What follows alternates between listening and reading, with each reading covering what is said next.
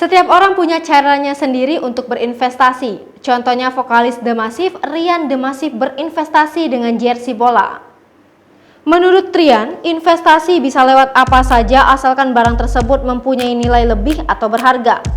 Contoh sekarang Vespa, itu kan zaman dulu harganya mungkin cuma 5 juta, 12 juta. Itu sudah bagus banget, tapi sekarang orang beli Vespa sampai 150 juta, ada yang 1 miliar. Kata Ryan saat ditemui di kawasan Magelang, Jawa Tengah belum lama ini.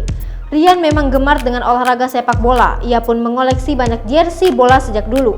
Bahkan dari hasil investasi jersey sepak bolanya, Ryan bisa meraup hingga jutaan rupiah. Dulu beli ratusan ribu, kemarin ada yang beli orang Thailand 10 juta.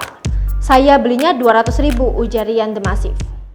Hai pemirsa Sri Popo TV, jangan lupa komen, like, dan subscribe, serta tonton terus berita